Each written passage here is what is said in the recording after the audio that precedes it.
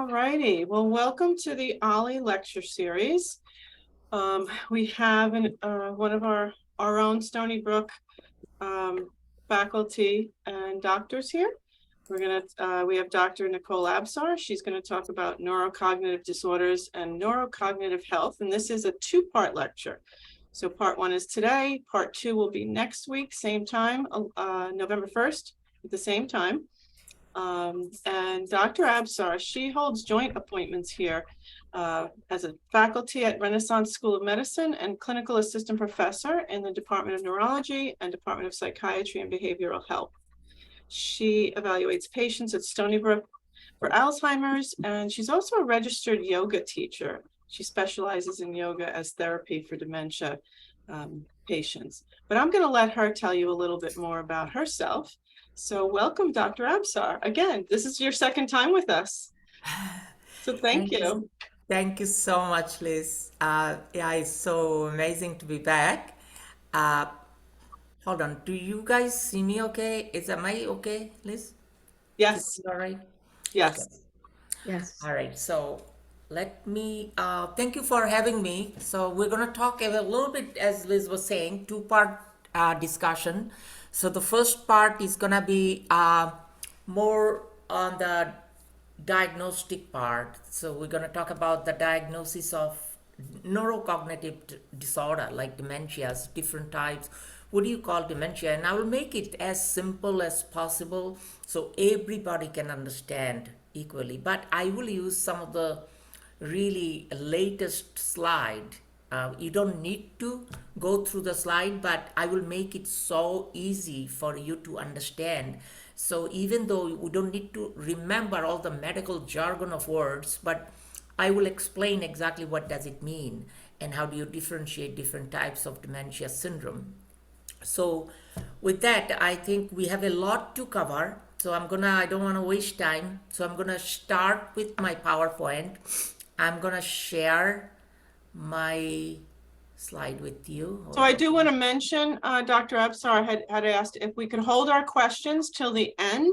That way she can flow right through the presentation. And also, if you want to put them in the chat, you're more than welcome to do so, but we'll try to hold them till the end.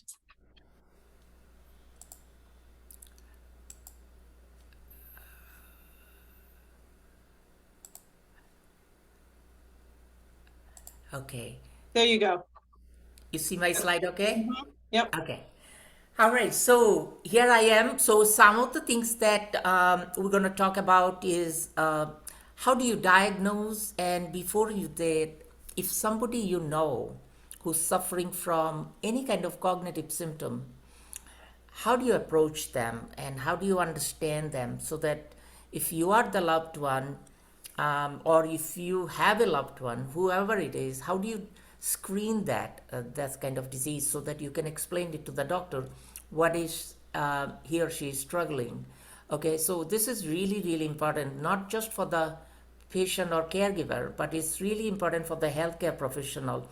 How do you take a good history so that we can start taking a good history by talking to the patient and family members to see how the disease started, what was the first symptom, because it's always so important to start with the first symptom of what kind of symptom were they. Because when people comes to see me, sometimes they get biased because they just say, oh, my mom just has memory problem. But I have to correct them. I have to say that slow down. Just close your eyes and think about what exactly happened to your mom. First thing that you noticed, that you looked at her and say, you know what, that's not normal for my mom to do. What was that? Was it just the memory or was it something else you noticed? If you say something like that, then they will remember, they will really recall, and they may say something different. They may say, you know what, now that you're saying, it's really not memory. It actually started, when we were driving and she could not get to my sister's house when she's going there like 30 years. She knows every road and she was struggling to find the exit, which exit to take. And then she got lost or she didn't remember. Or they may say, you know what, now that you say it, it's not the memory. First thing I noticed when we went to Thanksgiving dinner with all my family, and the waiter comes in the end, and my father was giving a check for the bill, and he could not calculate how much to give tips, and he's a accountant for all his life. So all my siblings were looking at each other like, uh-oh, that doesn't look like my real dad. But it was just once that happened, we didn't really take that seriously. We thought that was just, he was probably stressed out. But that was the first thing happened. And then maybe they will say after a year, he started having some trouble with paying bills. His bills were late. They were saying his tax return, he had a difficulty with organizing all the tax papers to have the return paper to go to the accountant or whatever it is. So they will give you chronological histories. But it's so important to get to the first symptom because I will explain to you why it's so important. We're like a homicide detective. That's what I see myself. You know how the homicide detective works? They go after the clue, and clue after clue, they find out what exactly happened in the end.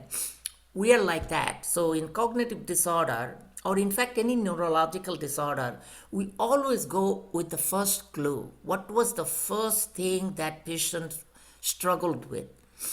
Because cognitive symptom is not just memory.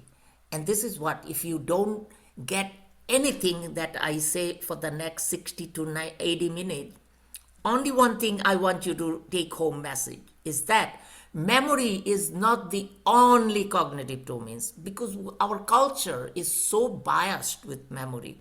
Unless you have trouble with memory, you can't be demented. It's like if memory is the only thing that people suffer in dementia.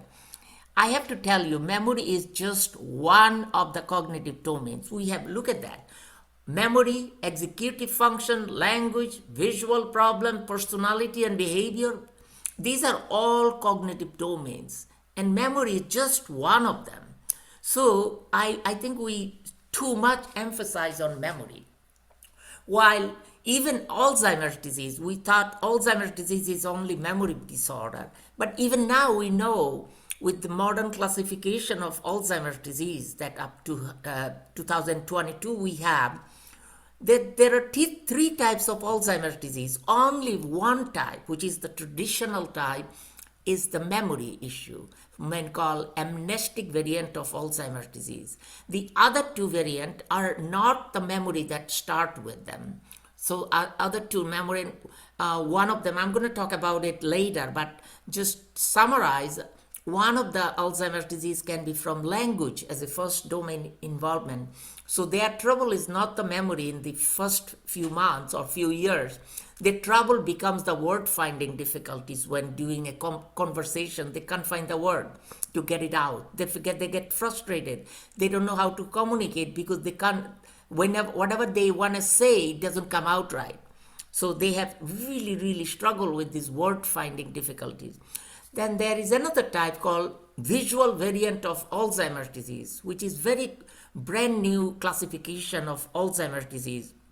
This is another type of Alzheimer's where people misdiagnosed or they underdiagnosed because they don't have memory problem. They don't look like they have any dementia symptom. They actually have visual symptom. They can't see things properly. They have trouble with depth perception. So when they drive, they have trouble analyzing the distance between car. So they are either too close to a car or too far away from the car.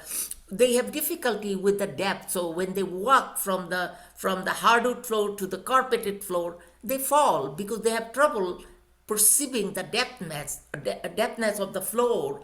So they have a lot of falling and clumsiness when they walk because they bump into the wall as if like they are not looking, they are not seeing properly. And this is why they go to eye doctor. They go to eye doctor years and years before they come to see me, because they think their problem is not the brain, their problem is eyesight, because they can't see properly. They have trouble visually perceiving things. So they think that is their eye problem. Finally, their eye doctor, hopefully after several years, can't find anything wrong with their eyes, even after treatment of glaucoma or cataract or everything that they need to do anyway. They say that, you know what, find a neurologist. It seems like you have trouble with your brain, not your eyesight. But by then, you already spoiled several years. So that's why the diagnosis get delayed. So this is why this talk is about educating everybody what are the cognitive domains. So don't focus on memory only, okay? Focus on all of them. And when you take a history from anyone that's suffering from these, or if you have your own, see which one came first. What are the things that you're struggling first or the most? And then you can say one by one what came next, what came next, what came next. And then it's so easy to make a diagnosis for the doctor if you say things this way and provide the history to the provider. With that, I think the memory comes first. So these are the presentation of the cognitive disorder. We all know the memory. I'm not going to talk about it because people get forgetful. They have trouble remembering the episodic memory, meaning things like when their child was born, when they went to school. They have trouble, all those autobiographic details in their life. Remembering, getting confused, which came when, all the timeline get blurred. And then comes the other domain called executive function. So this is one of the main domain. Actually, people go to nursing home or assisted livings. They don't go to assisted livings or nursing home because they can't remember. Although they may go, but that's not the reason for that. Most common reason for nursing home or assisted living is executive functioning, meaning they have trouble with day-to-day functioning, like a day-to-day. So they know that they have to do point A and go to point B, but nothing has been done. They have trouble planning a day, organizing a day, sequencing a day. So although they know they have to do certain things, but they can't complete that. They need a prompting. They need some kind of cueing to make that happen. So this is the functioning that is, we're so granted. We feel like this is we survive with this every day. We plan a day, what you're gonna cook for dinner, what you're gonna cook for lunch, how much money you're gonna spend in the bank, how much money you should spend for your clothes, how much money how do you put the makeup, how do you plan for going to work, what kind of clothes you should wear, what is the appropriate behavior to go to work, with what dress, what is the appropriate behavior when you see somebody in the road. All the nature of this social appropriateness, social moral decision, financial decision, sequential tasks like cooking, shopping, banking, everything is the executive functioning. So this is the main intellectual functioning of the brain, which is the front part of the brain called frontal lobe. Okay? This is not the memory. Memory comes in the hippocampus, which is the deeper part of the temporal lobe, mesial temporal. See, it has nothing to do with memory. So here you have trouble sequencing things. And this is the part also does what they call working memory, meaning day-to-day memory, memory that short term, memory that needs you to do just for living a day. So like what time you have the dinner today, that kind of memory. So this is the part when you lose. They have trouble with some of the memory, but their memory is not the long-term memory. Their memory is like, what do you eat for dinner? And it's like only 9 p.m.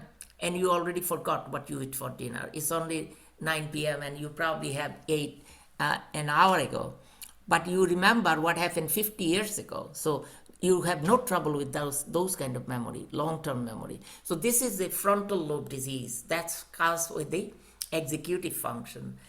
Then another domain is the language, where we have that trouble with the talking sometimes, finding the word, getting it out, or expressing our own need to other people, or comprehend what the other people are telling us, or object naming something, recognizing something. That comes with the another object, another domain, next one, called visual recognition of object. These are the visual recognition. Sometimes we can have if I show you, what do you call that? You say this is a pen. If I show you a paper, what do you call that? It's a paper. So this kind of recognizing object is another cognitive domain.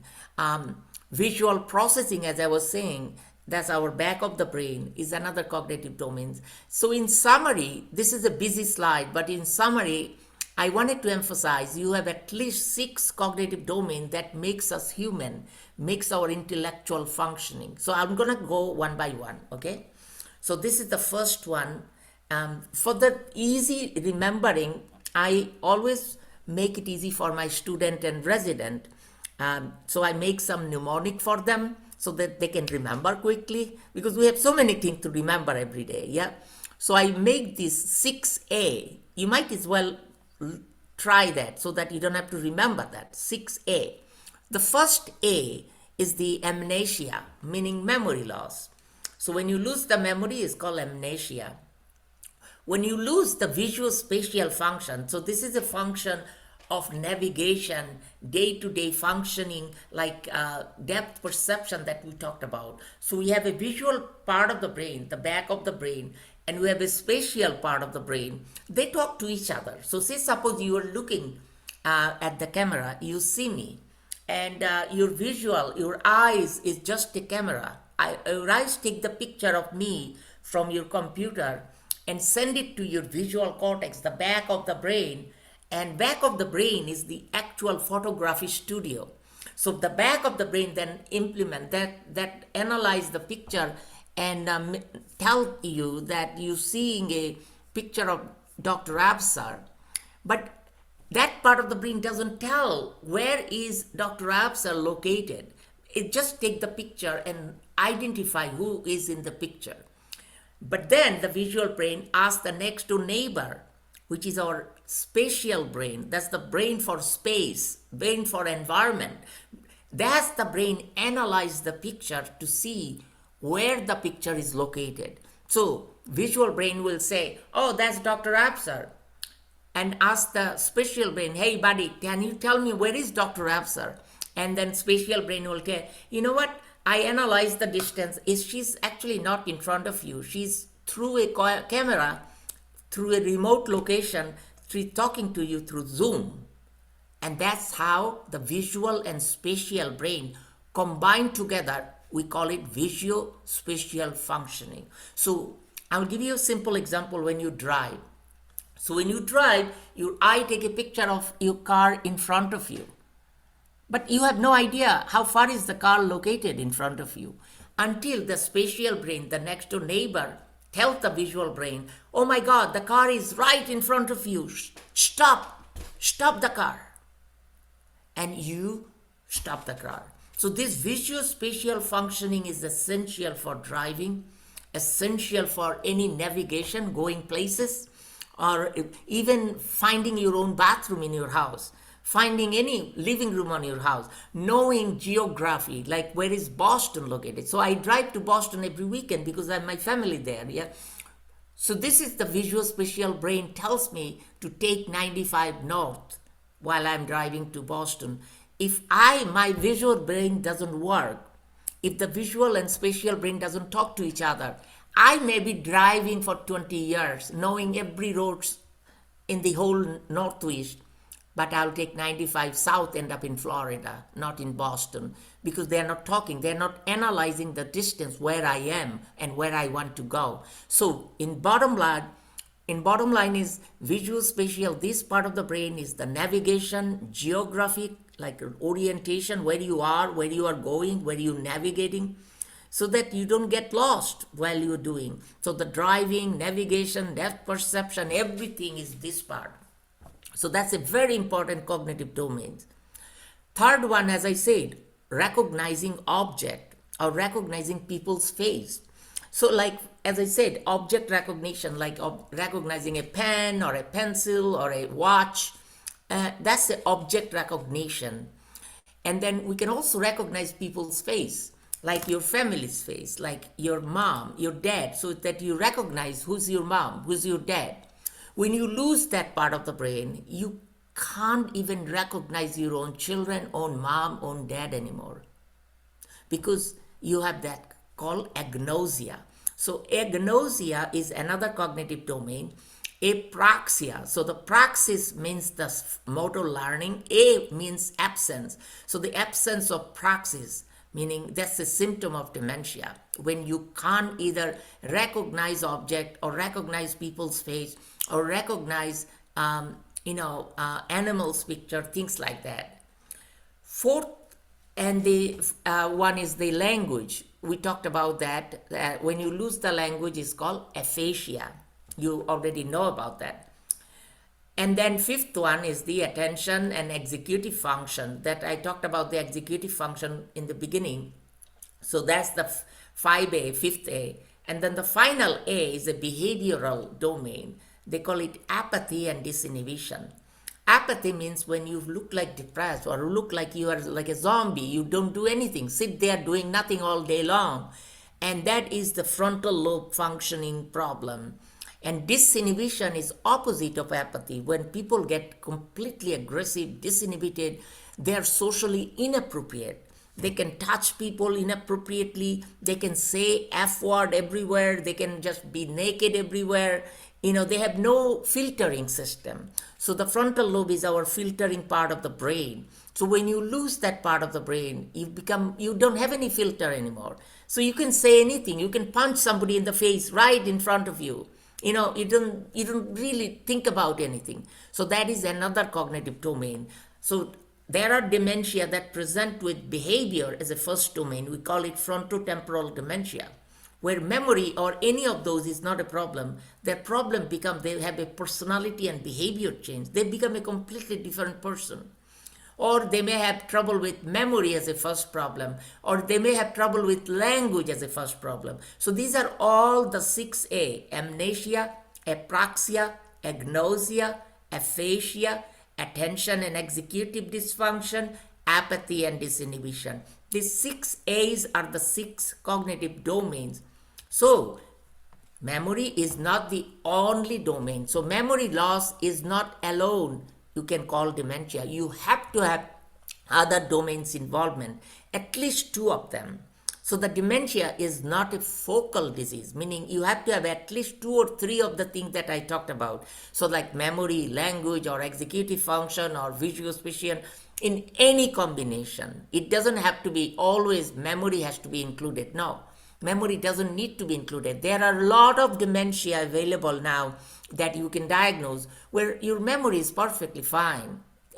Your problem is not the memory. Your problem is either executive function or visual processing or visuospatial function or language or behavior presentation. So, and then dementia is not delirium. Delirium is another condition which is beyond the topic for today, but that is a condition that you have, it's an acute medical illness where people get abruptly confused.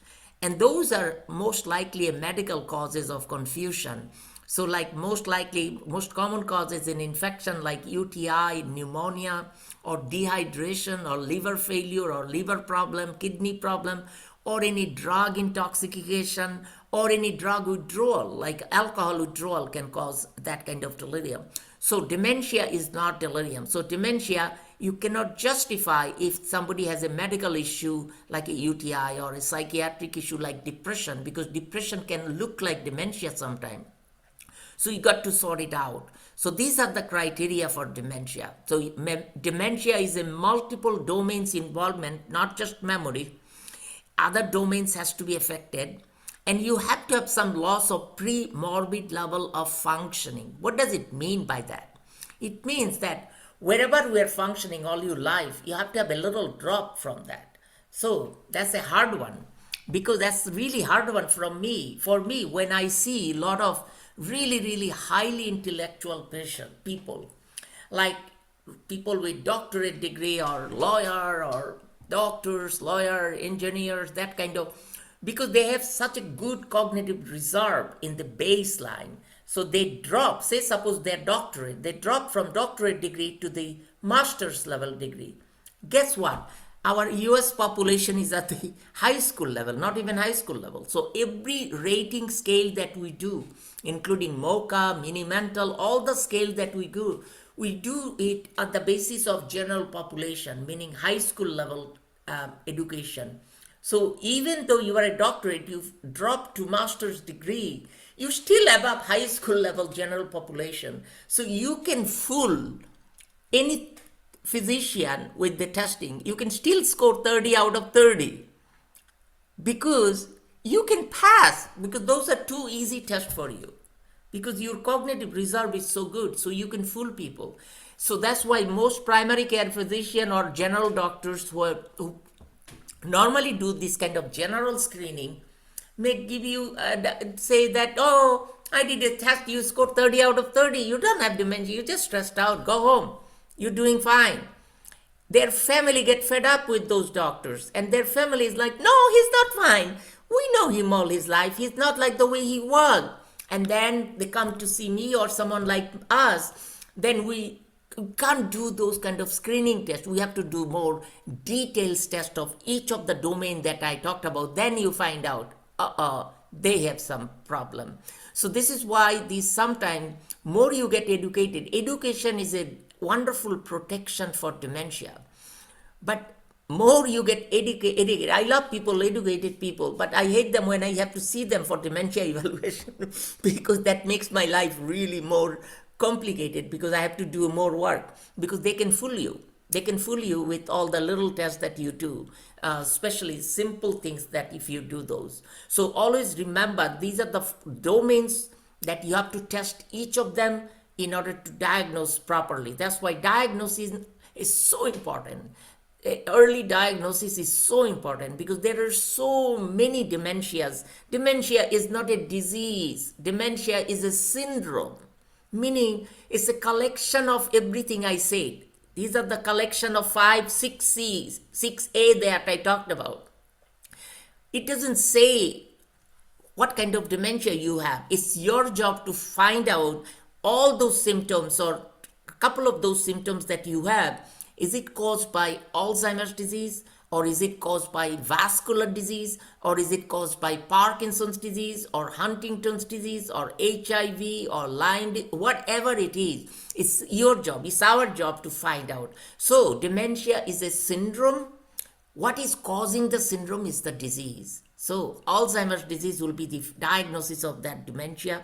Vascular dementia will be the diagnosis.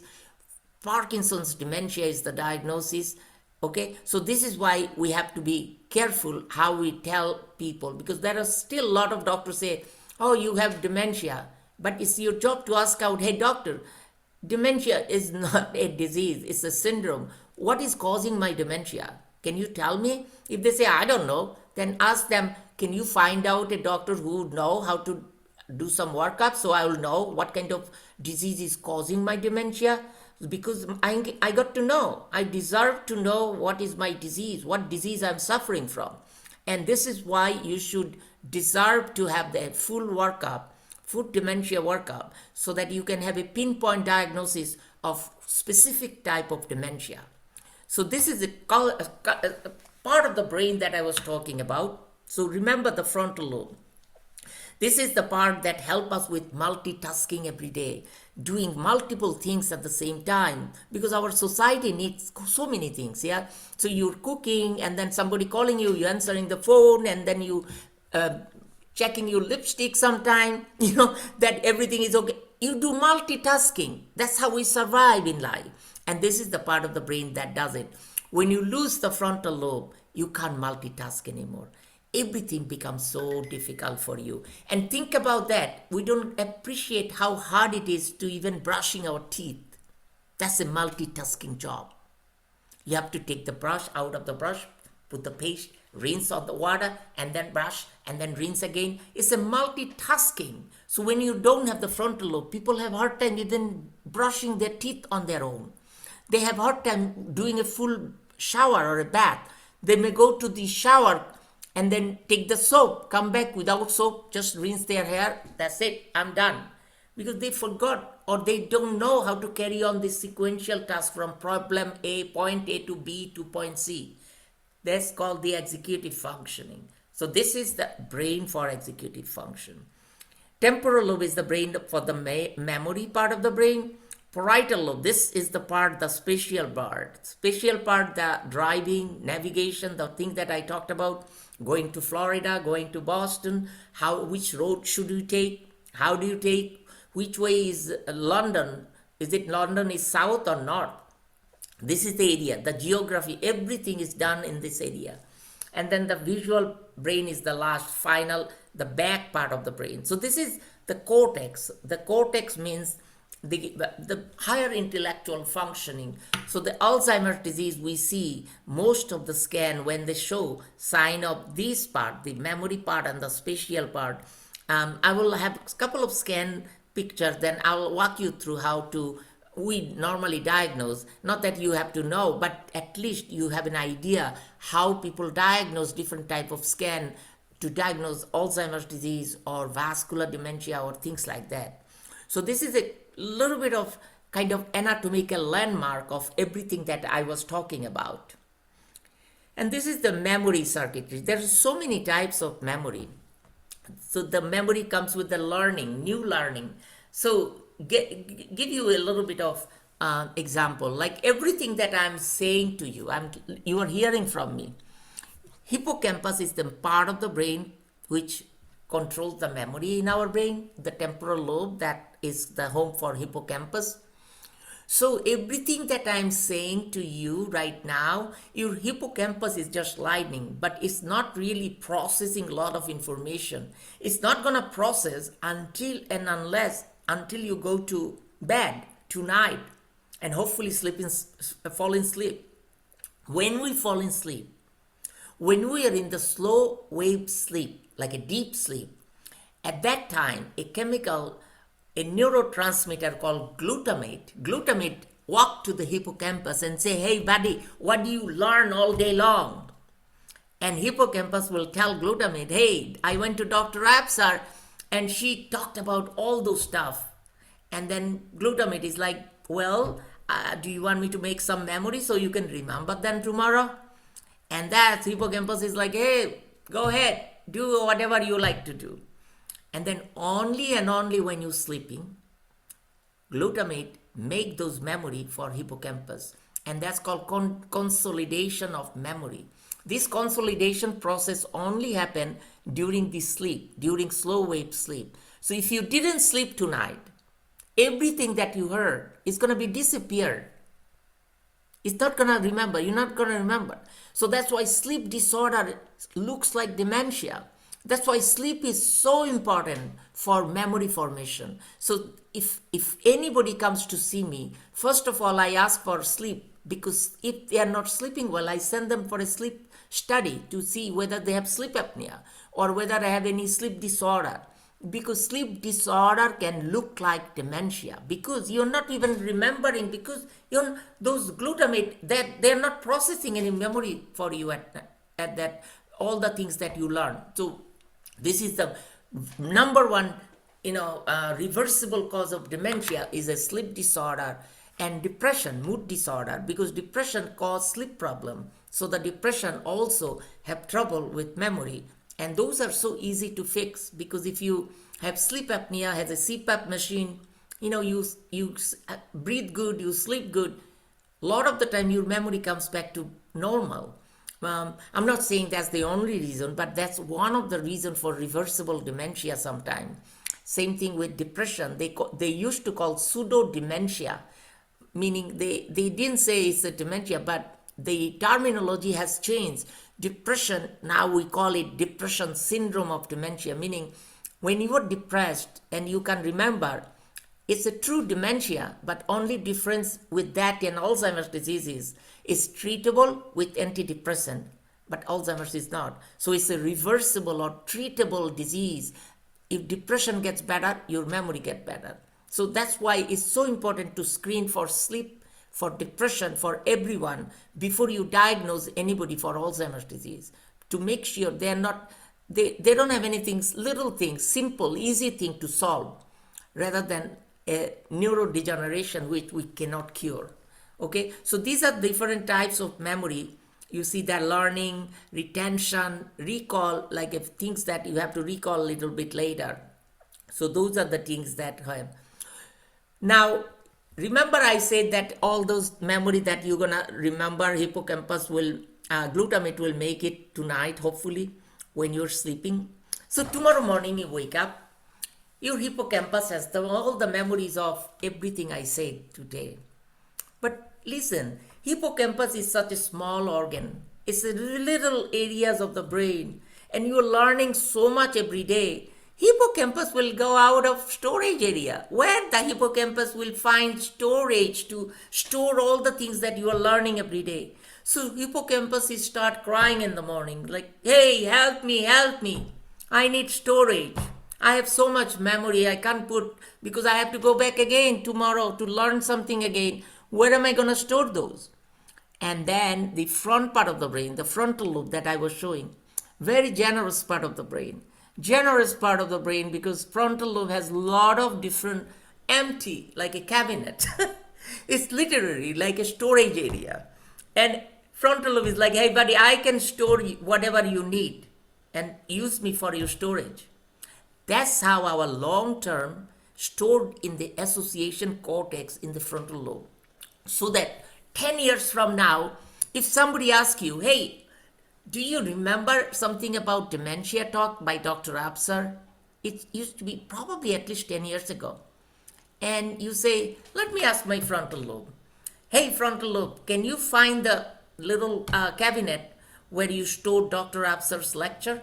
Frontal lobe is like, yeah, I have it here. Here you have. And then frontal lobe give it to you and you remember. And you say, oh, Dr. Absar talked about the dementia diagnosis.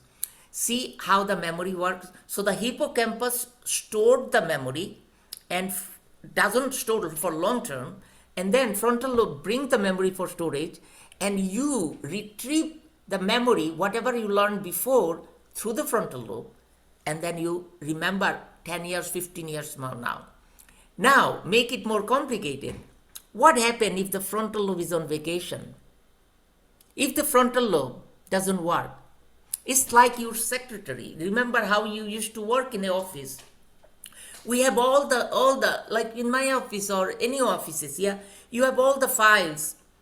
You know, your secretary might be putting things in a filing cabinet or something. You have no idea where are the cabinet. You just need her. You say that, can you please bring the file for money or credit card? And she will bring it to you. What happens if she's sick someday? She's not there in the office. And you need that chart. And you're like, I need my credit card files. I know my secretary put it somewhere. I have no idea where she put it. You can find it. That's what happened in frontal lobe disease. Meaning, you try to remember something, you know you have it. It's in there, but you can't get it out. And that is a type of memory called retrieval. Meaning, almost like a retrieval, like a password, like the computer that you retrieve things. So it's called retrieval deficit. That is one of the things that we see in a lot of dementia. I'm going to talk about that. They call it subcortical dementia.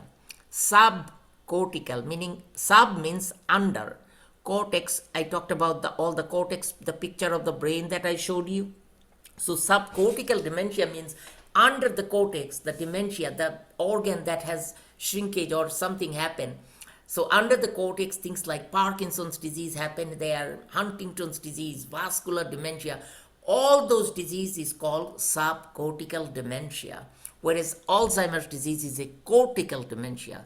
So all the subcortical dementia has problem like a frontal lobe. Their frontal lobe is on vacation. So there, if you ask a question, actually they know the answer, but they can't get it out. They need some prompting because their frontal lobe is on vacation. So somebody has to be the artificial frontal lobe, meaning you have to give them some prompting or cueing. So say suppose I gave them 5 objects, apple, Mr. Johnson, charity, tunnel, freedom. And they remember 2 of them. And I said, what is the other 3? They said, I don't remember. So when I give them a little prompting, like one of them was you drive through it. They say, oh yeah, it's a tunnel. Or I gave a cue, like one of them was you can donate money to it. They said, yes, charity. One of them, America stands for it. It's freedom. See, they come up with everything after you give a little cue. Because you are acting as a frontal lobe because their frontal lobe is on vacation, they're sleeping. So they can't get those charts out of the filing cabinet. But it's there, they put it. So they have no problem learning, they have problem getting it out, retrieval. So this is called retrieval deficit, whereas in Alzheimer's disease, we traditionally see learning deficit, meaning hippocampus never have the glutamate coming at night for them. So they never really have anything stored. So the frontal lobe doesn't have anything in the storage cabinet anyway. So this is a great way to differentiate Alzheimer's disease with a lot of other dementia, that one of the memory you can actually retrieve it out by giving prompting.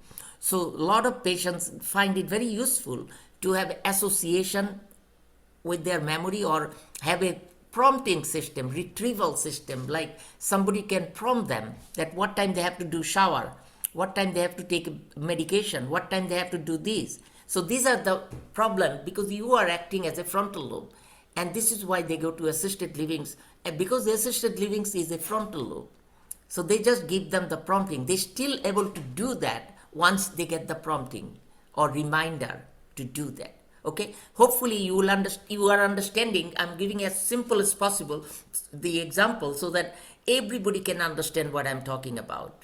All right, so this is another slide. You don't have to go through the details. Remember I talked about the eyes, how the object get pictured through the eyes to the back of the brain. So this is how it happens. So say suppose you're seeing a car, you are in your car, you're seeing another car in front of you, your eyes, this is the eyes. I take the picture of that car, front car, send the picture, all the nerves triangle, it goes through that to the back of the brain. And that's how the picture get processed, meaning picture get identified. And your brain tells you you're seeing another car in front of you. But you have no idea how far is the car located. So picture doesn't get analyzed. So they ask the next door neighbor, the parietal lobe, where is the car? This is the where part of the brain. Okay, this area then determine the car is right in front of you. You better hit the brake because you're gonna hit the car. So this is how the visual and the spatial area work together. It's called visuospatial functioning. Okay. Next thing, I think I already talked about that frontal lobe, which has so many things it controls, not just the executive function, it controls the language. So, all the expressive language, the things that we express every day. So when you lose that, it's called expressive aphasia. It's very frustrating because you know what you want to say, but your word doesn't come right the way you want it to say.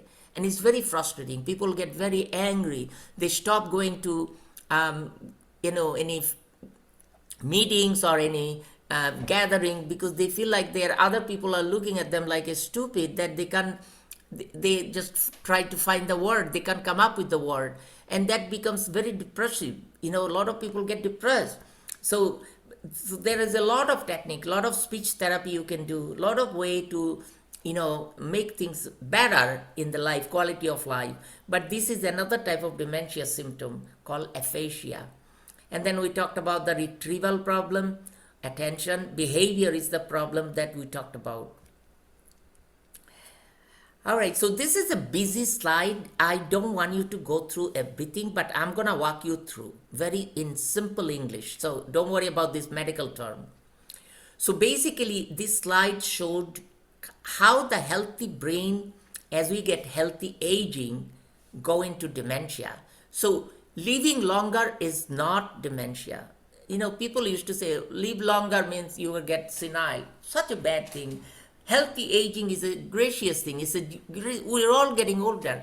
So how do you differentiate what is the healthy aging and when is the dementia comes? So it's like a Texas and Mexico border. When you cross the border. So this is how it happened. So healthy brain, you're still in Texas.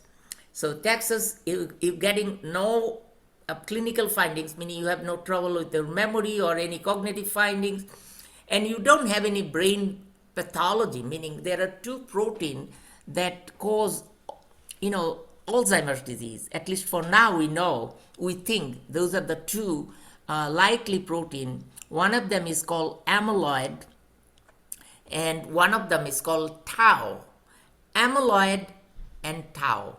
These are the two proteins. Amyloid is a protein that normally we all have, is a complex protein structure. We all have that, but at some point, for some reason, we don't know why, it goes into some kind of mutation in the molecule, and it becomes a different molecule which becomes insoluble to cerebrospinal fluid in the brain fluid to get it out of the brain. So it get retained in the brain, and slowly it replaces the healthy brain tissue, and your whole brain almost becomes amyloid. They call it amyloid plaques. That's the origin. That's the likely the beginning of the disease. And then the second molecule called tau protein, TAU.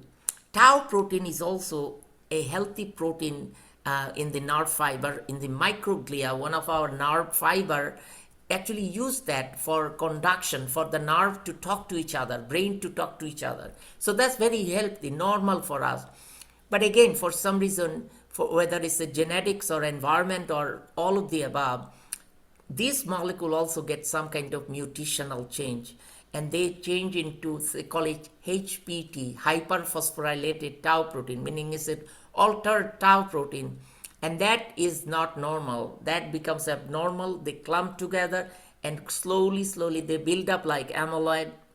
So the amyloid caused the disease, but the tau is the reason for the disease to get progressed or decline. So amyloid and tau together is the pathology, at least for now, we think, in the brain that we see. So when you see that in the brain, that is the first sign of Alzheimer's disease. However, we find out that when that happens, you really don't have any symptom.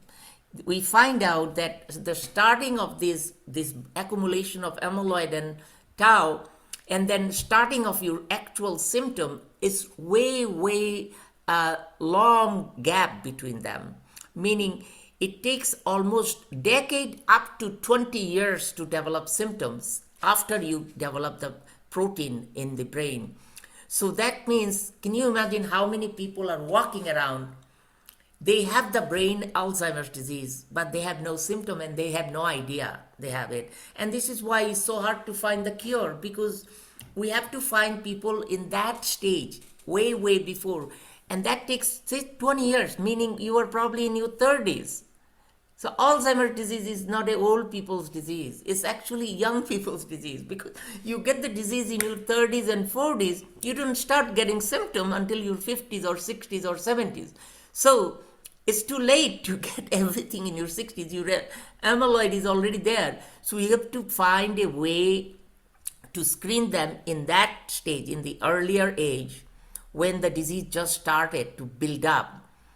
But how do you do that? Because people doesn't have any symptom. Nobody would ever know they have it unless you have this kind of scan, like amyloid scan, which is available now, but it's not yet Medicare approved for reimbursement, because Medicare will hopefully very soon reimburse after the new medication get approved, if that approved, because it's a messy situation with a lot of controversy about the side effects and everything. So it's not likely that it's going to be commercially available until they have go through a lot of clinical trials for the side effects, to improve those side effects.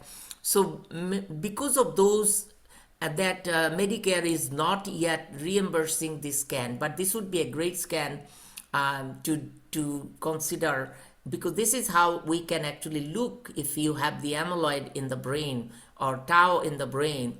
The other way you could do is, if somebody die at that stage, they can do biopsy. You can't do biopsy until you die, because the autopsy, because that would be the only way to look at the amyloid and tau, because this is a pre-symptomatic or preclinical stage. So this is called preclinical Alzheimer's disease stage, meaning they have Alzheimer's disease pathology in the brain, but they don't really have any symptom.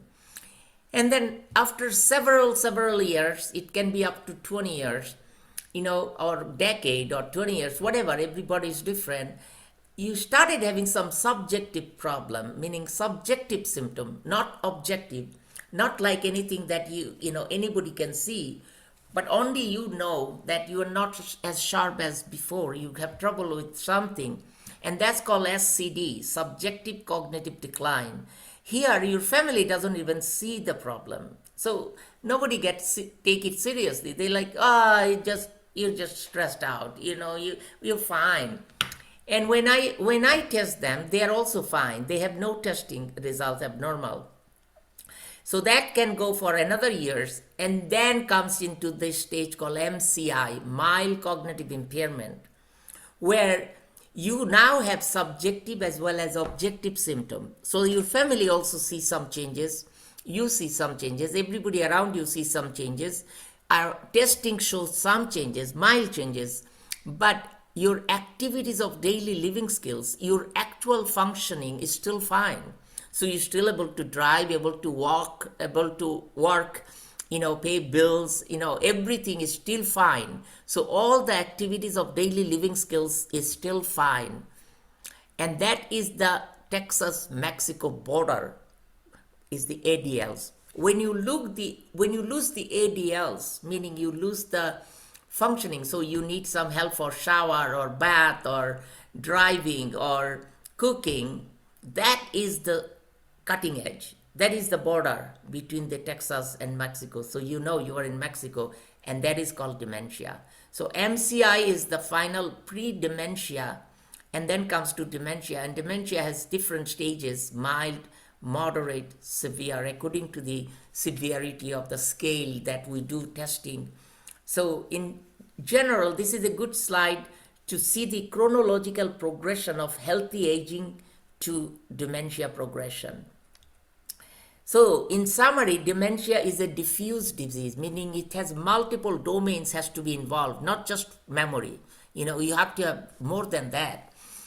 If it happens abruptly, we say these are medical reasons. Yeah, that's not dementia. They call it acute onset, meaning abruptly, within 24 hours to day. So you saw your friend about a day before and they were fine. Now they are completely confused, doesn't even remember you. That's not dementia, because dementia cannot start in a day, like abruptly. That's very serious. That's a medical emergency situation. They need to go to the emergency room right away, because that is what they call delirium or acute confusional state. Usually happen due to simple medical reason like UTI, pneumonia, dehydration, and if you give them treatment right away with antibiotic or IV fluid, they get better, but if they can die from it if you are delayed or not understanding. So you got to make sure you differentiate always what is delirium and what is dementia, okay? And then dementia, usually it goes like that, longer, you have to have weeks to months at least to get that build up. So as I said before, dementia can present with lot of different things for different people. For some people, the first symptom may be the memory. For some people, first symptom may be nothing to do with memory, maybe just the behavior or personality change. Or for some people, it can be movement disorder, like gait, like falling, or Parkinson's disease, Huntington's disease, or some people it can be the language, like aphasia, word finding difficulties or difficulty in comprehending. And then for some people it can be something called REM sleep disturbance, like dream enactment behavior, where you have, your partner stops sleeping with you because you've been punching and, kicking them all night long in your sleep because you act out of the dream. They call it dream enactment behavior, or RBD, or REM sleep behavior disorder. That is often start with something called visual hallucination, and that can be a first symptom of something like dementia with Lewy body. So that's called Lewy body dementia presentation. So there's a lot of different presentation, how the disease started. So that's why it's so important. If you take anybody to the doctor's office, write down before you go to the doctor's office, how do you present? How do you give the history? Always go for the first thing you notice, even though that might be a minor thing. That was not as serious. It was just happened one time. But please tell them, because the way that it starts in the brain, remember each area is different. So memory is here, executive function is here, visual recognition is here. So that's how you can diagnose, the doctor can diagnose so much better if they know how the disease started and how it progressed, okay? So this is a very good strategy to write down everything before you take anyone for doctor's visit. We talked about the cortical dementia, meaning that dementia that's in that big part of the higher intellectual functioning called cortical dementia. There are 2 or 3 types of cortical dementia. The main example is Alzheimer's disease. And the second one is called frontotemporal dementia. And then of course there is third one, it's called Lewy body dementia. But Lewy body dementia often is a mixture of cortical and subcortical, because part of it, the Lewy body dementia, is on the top part of the brain and part of it is in the deeper part of the brain. So it can be mixture, but Alzheimer's and frontotemporal dementia are those 2 of the most classic example of cortical dementia. So if somebody asks you what kind of dementia, what are the type of dementia, you could say there are 2 kinds of dementia. One is called cortical dementia, one is called subcortical dementia. What are the example of cortical dementia? Alzheimer's disease, frontotemporal dementia. And what are the disease? Subcortical, we are not talking about it yet, but we'll talk about it, like Parkinson's dementia, Huntington's dementia, vascular dementia. There is a more subcortical dementia than cortical dementia. So that's why we got to find both. So those are the 2 different classification of different types of dementia. Let's focus on Alzheimer's disease a little bit. So Alzheimer's disease, start with this 3 different presentation that I talked about. And this is very brand new. So even if you read a lot of books, these things is not even there in the books, because it's very, within like few years, it has been more getting noticeable by the clinicians. So there are 3 different presentations that now can present. Most common presentation that everybody knows, we all know, is the amnestic or memory is the first presentation. So these are the people who have start with trouble with their forgetfulness, memory, remembering, misplacing things, asking questions repeatedly, not knowing that they just asked the same question a few minutes ago. So those are traditional symptom of Alzheimer's. They call it amnestic variant of Alzheimer's disease. Second variant, which is not so many doctors even know and diagnose, that's why sometimes it get very misdiagnosed or underdiagnosed, is called language variant of Alzheimer's disease. Meaning their first problem is not really the memory. Their first problem becomes the word finding difficulties. They have trouble finding the word when they have communication or talking to somebody, and they get frustrated because they're searching for the word, what they want to say, correct word. They sometimes misplace one word to the other word, watch to clock or pencil to pen, so they have really hard time searching for the word. And often that's called logopenic. Logo means language, penia means deficiency. So logopenic Alzheimer's disease, where people start with the language type of disease as a presentation. And then the third one is the thing that I talked about, the visual part of the brain. They call visual variant of Alzheimer's disease, meaning their first problem is not the language, not the memory. Their first problem is visual processing, meaning they almost blame their eyesight. They can't see clearly. They misperceive what they see, and then things in front of their eyes as if like they can't see that. They're mistaking. They're bumping into the wall, falling because they're so clumsy, as if like they're not looking and they have a wall. They're not looking at the door, that they're going and bumping onto the wall. So their walking becomes very clumsy. They have trouble in the driving. They get lost while driving. They can't find the way. They have trouble analyzing the distance between cars, so they have accidents. So all the history of driving related visual problem, navigation problem, disorientation, that comes first before they actually have traditional memory problem. As the disease progresses, all three of those become one, meaning they, in advanced stage, they become one disease. So it's very hard to differentiate if it is really advanced stage. But in the beginning, these are the three presentation of Alzheimer's disease.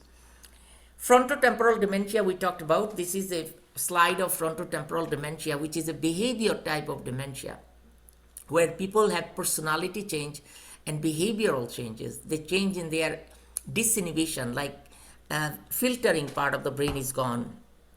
And remember, decline in their personal hygiene. So they don't even think they have need to shower because they are not aware about their need anymore.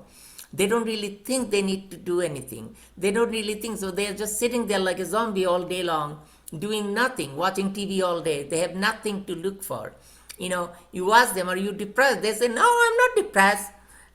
How come you're not doing it? I'm doing it. They have no even awareness that they're not doing it.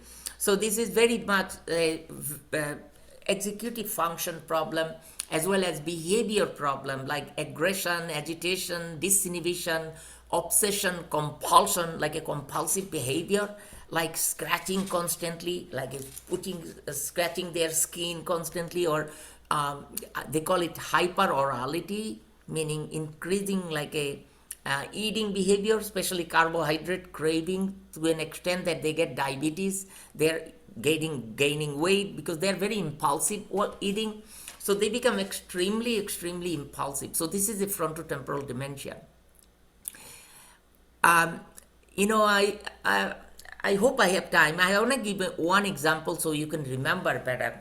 And this is an example I always give in every lecture. This was from my earlier years in right after my fellowship, when I started my practice in Cape Cod, Massachusetts. I have a clinic there, and then my patient was a 56-year-old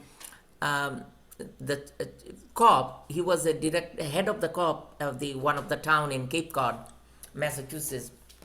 And so he basically, the way that I found him is, there is a little story. So what happened is he's a cop and he's a very law-abiding citizen. His colleagues started to see him a little bit weird. He comes to the office with kind of not professional clothes, and he say things with the F word, in front of the colleagues. They found it so unusual for him to do that. So his personality is so changed abruptly, and then he started very disinhibited, touching female colleagues inappropriately in different part of the body. And people didn't take seriously first, but it continued to an extent that he went after his ex-girlfriend and raped her in front of their 3-year-old child. And so he got arrested. And so he went to the jail, and he had a 7 years of jail time, and nobody in the jail even thought about why this cop, who has never been a bad person before, started acting weird. A lot of the criminals have a neuropsych or psychological testing to see whether they can stand a trial, but this poor guy never had any even psychological testing while he was in jail. He comes out of the jail after 7 years, and people find him in front of Cape Cod Hospital, which is a big hospital, cutting his arm impulsively with a knife, and blood is all over the place. Again, people thought, oh, what can you say? He lost his family, he lost his job, he's just depressed. So now he's in a psychiatric hospital because they think he's depressed. Now the psychiatrist trying to medicate him for depression, nothing worked. Depression doesn't get better. Now they say, oh, maybe it's a schizoaffective disorder, maybe this, maybe that. Until there is a good resident who was coming from Harvard Medical School in Boston. They sometimes moonlight in Cape Cod because Cape Cod is beautiful, right on the ocean, and they provide them some money, and residents are poor, so they need some money. So they come for work for the weekend. And this smart resident came for the moonlighting, and he found him for Saturday, one of the moonlighting day. And he's the first one said, this is not psychiatric, it's something wrong, something neurological. So that's how next day I got him in my memory clinic. I sent him to the scanner to get back in those days. We didn't have PET scan. We had what they call SPEC scan, which is a I got an hour by the radiologist, like, Nicole, you got to come right away to see me. I'm like, what happened? Is yeah, your patient is fine, but I need to show you the scan. I went there and that scan was so advanced because he had nothing in the frontal lobe. I calculated that he has 7 years in jail. This is a dementia, it's called rapid progressive dementia. Average lifespan is like 8 years, 7 to 8 years after the symptom development and after you die. So I've already calculated he was in 7 years in jail. He probably have not too much time left because God knows how long ago before he started symptom. So immediately I called everybody, his family. He's got 2 young daughters. He was only 56. So he's got 2 young daughters. They had no idea that their dad will be dying like this. Guess what? After a diagnosed, within 6 months, actually he died. But he died from aspiration, choking episode. So our swallowing, that we swallow food, this is also controlled by frontal lobe. So when you have a frontotemporal dementia, your swallowing reflex also get impaired. So most commonly people die from choking.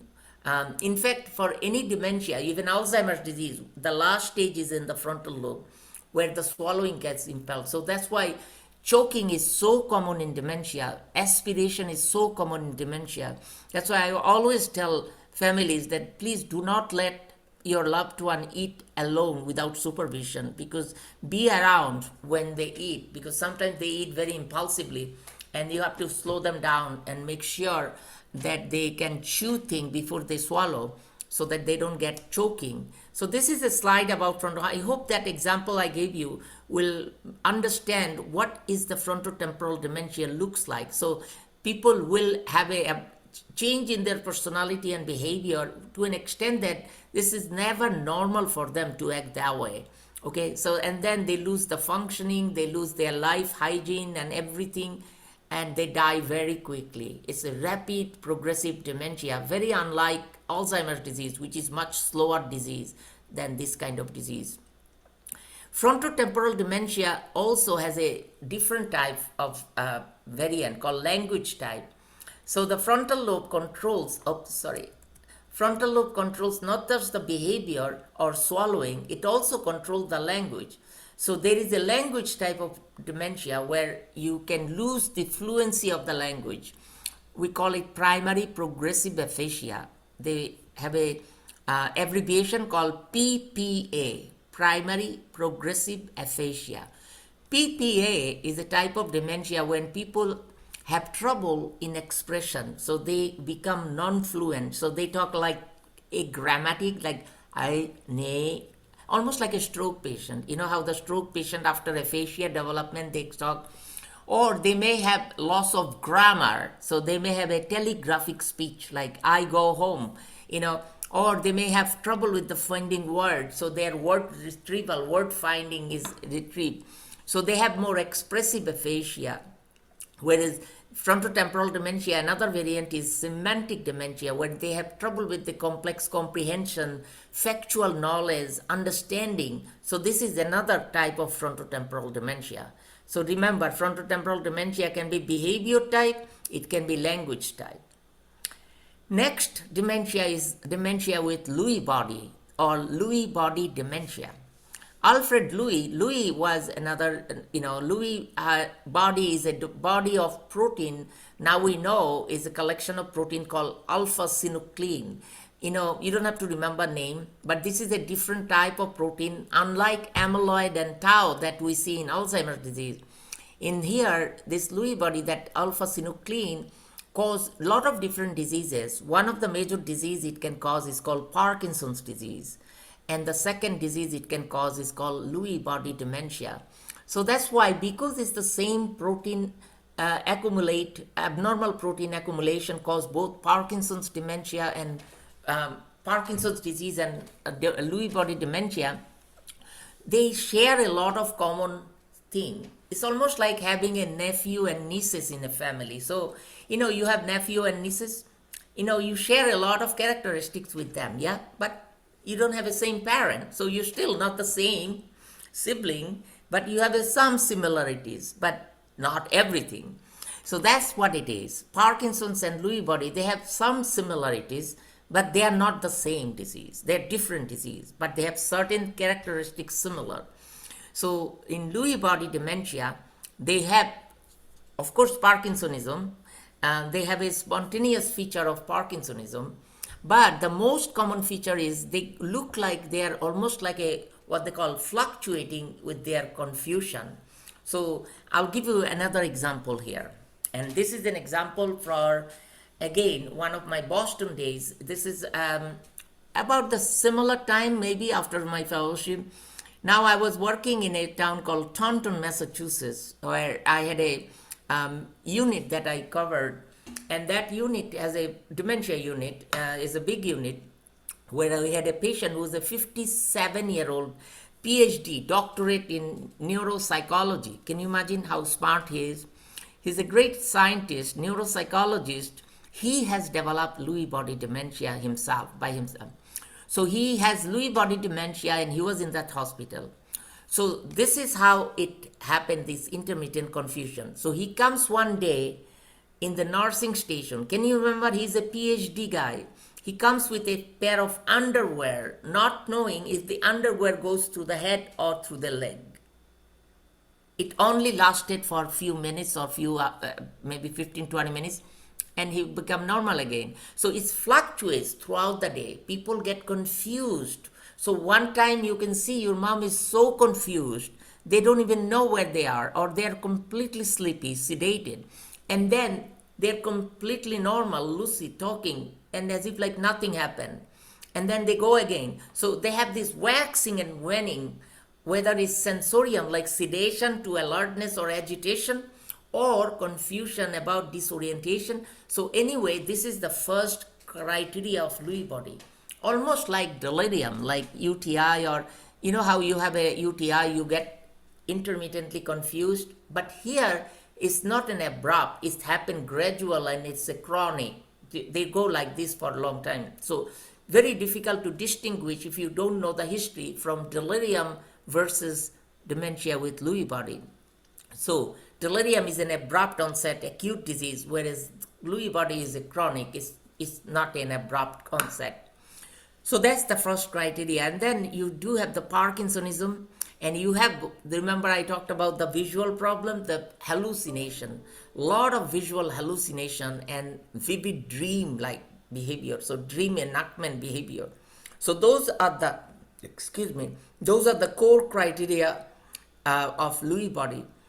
You don't have to have all of them, but at least you should have 2 out of 3 to consider a probable Lewy body dementia to diagnose.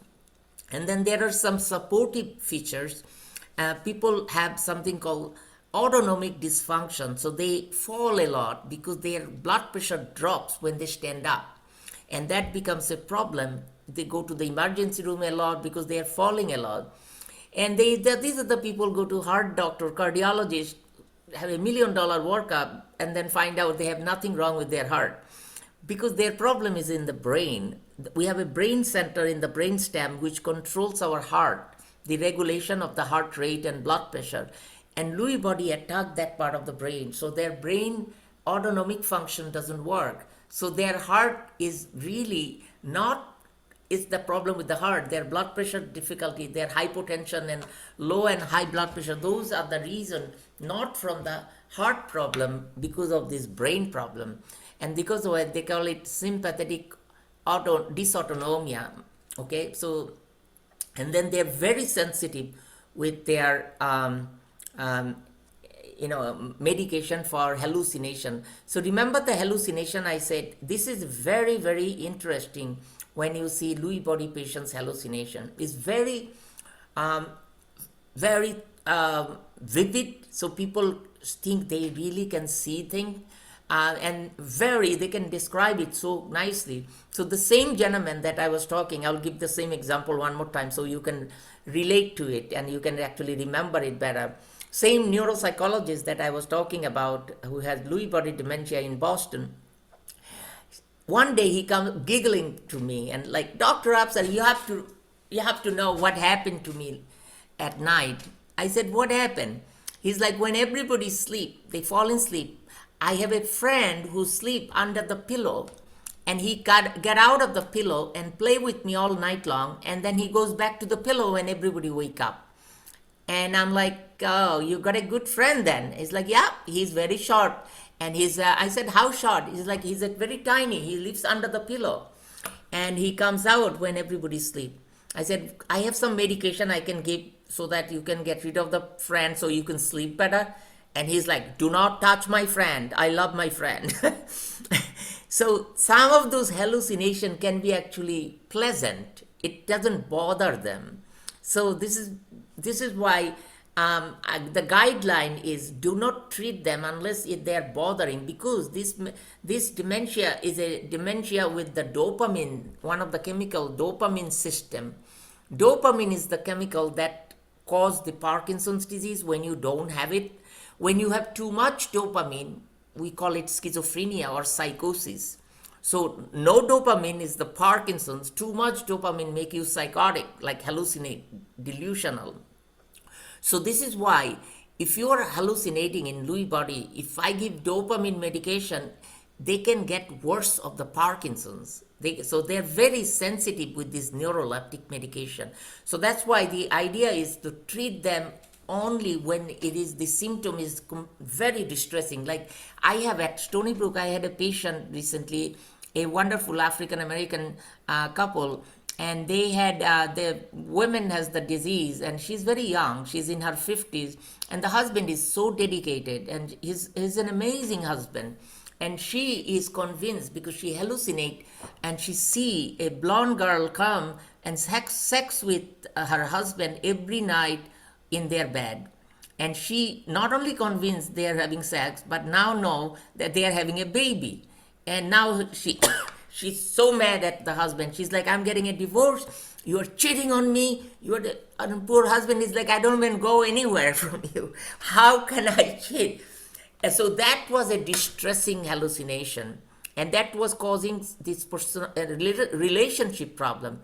And we treated that. And then she got really improved with that hallucination. So the decision to treat or not to treat is depending on how stressful, how distressing this is for their life. Okay.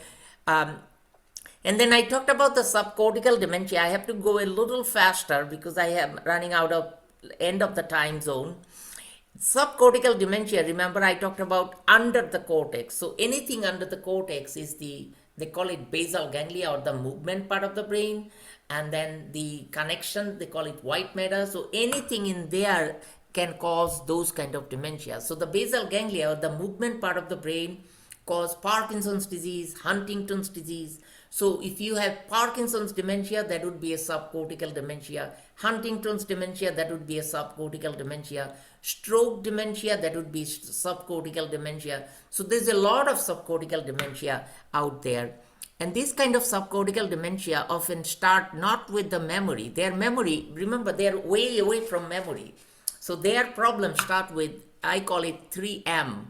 So the first M is actually mood problem or motivation problem. So they always go to psychiatrists for depression because they don't see anything else wrong with them. Then after several years, they start to have some movement problem like tremor, or their walking get unsteady. And then after several years, they start to have memory. But guess what kind of memory? Remember I talked about beginning that frontal lobe is on vacation for them. So they have retrieval type of memory. So they learn fine. So they have retrieval, they have trouble, and they get fine if they get a prompting.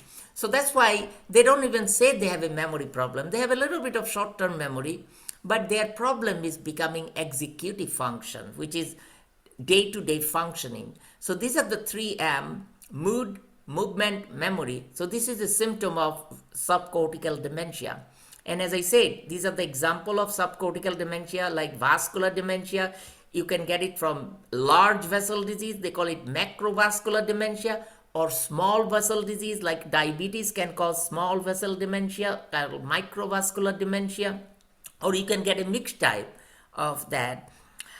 Then these are very atypical. I'm not going to go details, but these are the other brain areas. Cerebellum can have some dementia, and definitely white matter, the connection in the brain that connects between the gray matter, the real brain called white matter, and that can also get involved, like disease like MS, like multiple sclerosis, those vascular disease, those can also cause white matter dementia or subcortical dementia. So this is an example of the movement disorder as a subcortical dementia, like Parkinson's disease dementia, Huntington's disease dementia. And then these are some of the slide picture of the MRI. So you can see how we diagnosed MRI. You can look at the brain area called hippocampus, and you can see the hollow, see the shrinkage in the hippocampal region, and that would be a diagnostic for Alzheimer's disease.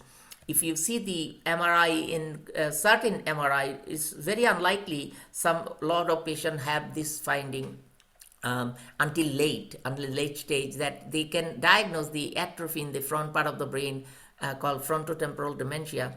But this is typical of the SPECT scan that I was talking about, like a police officer in Cape Cod, that he had a scan with nothing in the front lobe. You can see the color is a healthy stuff, is the perfusion stuff. Here, nothing there in the frontal lobe, front part of the brain. And that is a severe form of frontotemporal dementia scan.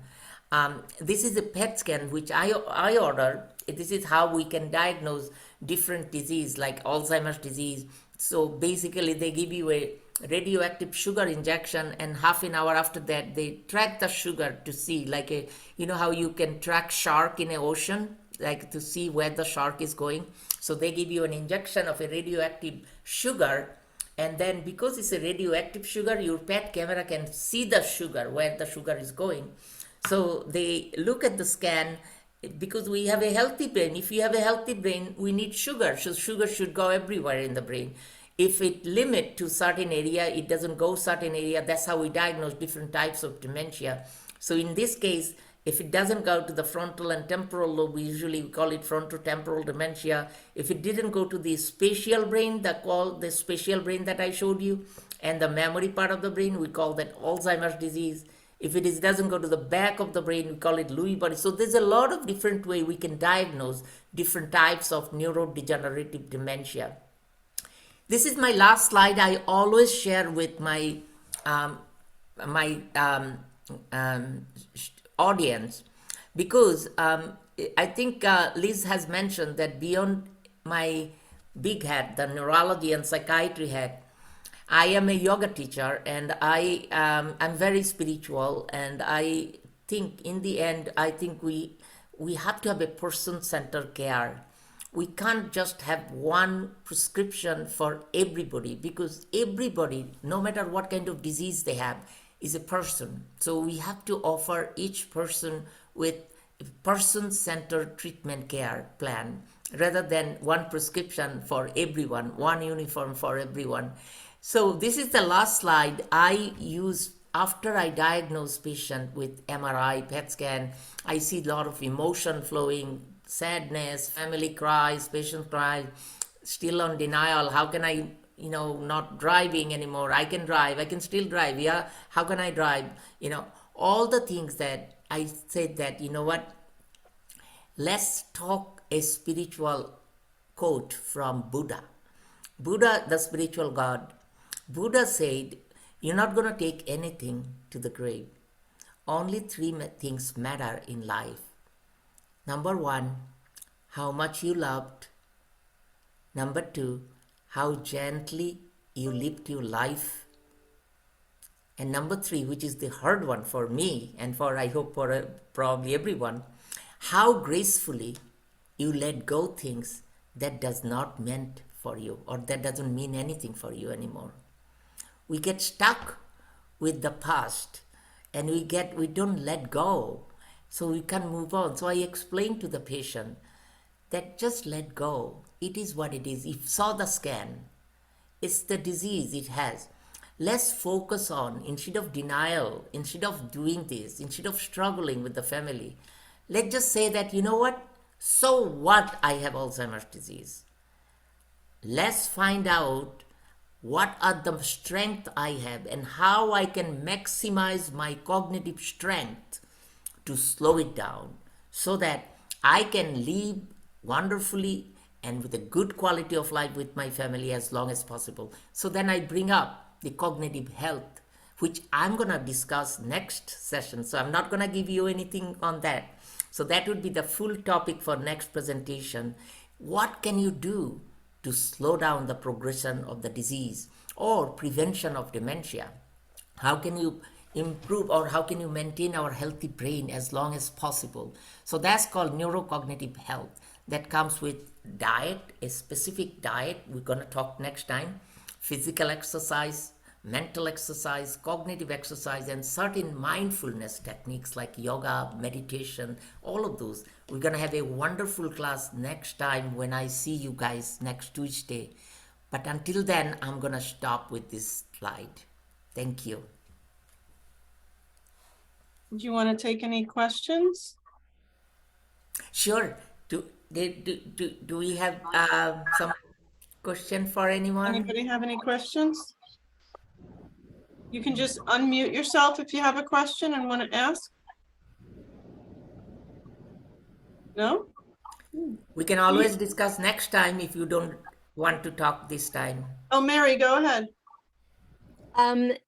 If it won't take too much time, if it will, I can wait until I speak to you another time. But I was wondering if you could just discuss a little bit about the familial aspect or genetic aspect of frontotemporal dementia. Sure, that's a long, big topic to discuss, but there are at least 18, 19 genes that we know that are can be located.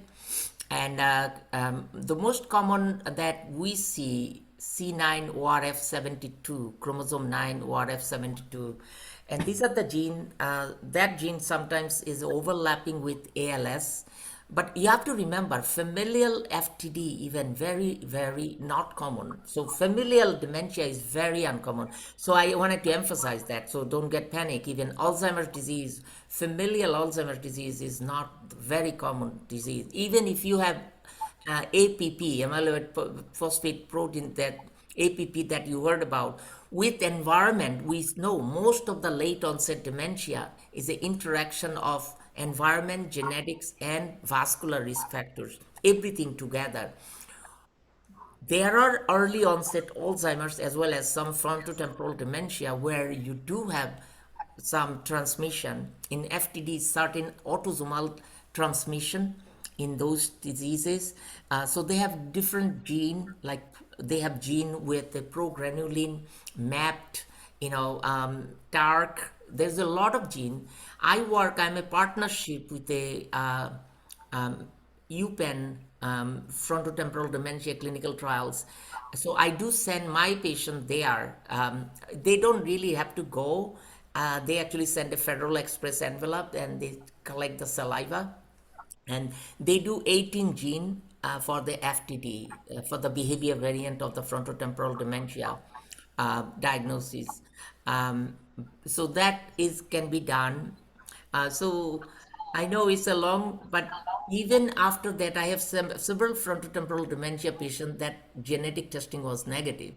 So they still have a lot of genes that we may not know, So, but the most common gene that at least now we know is these three progranulin map, but the most common one that at least in our exam that they ask us is C9ORF72, which is a ALS and FTD gene with a gene that has parental transmission. Certain people can get ALS and certain people can get expression as FTD.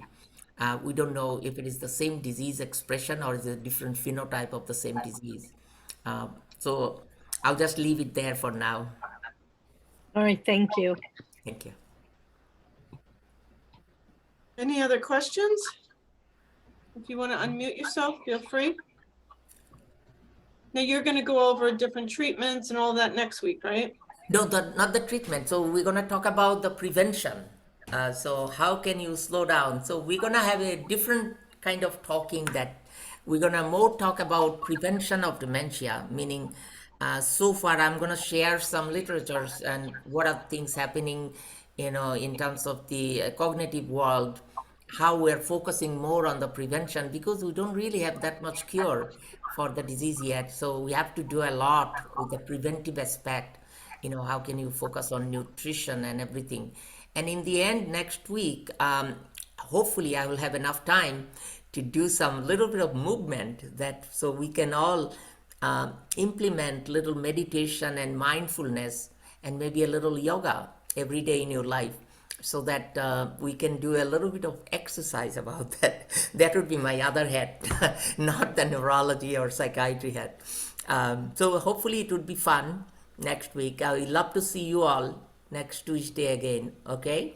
Yes, next Tuesday, November 1st, we'll be sending out a reminder to everyone, but that'll be part 2. So even if you missed the first one, if you want to tell anybody, they can still join for the second one. Jane, did you have a question? No, I just want to say thank you. It was wonderful and goodbye. Thank you so much. Thank Yes, you. thank you so much. Thank Yeah, you. that was terrific. Yes. Thanks, Thank Dr. you very Absar. much. We'll see you next week. Thank you. Take care. Have Bye-bye. a good day, everyone. Thank you. Bye-bye. Thank you for joining. Bye-bye.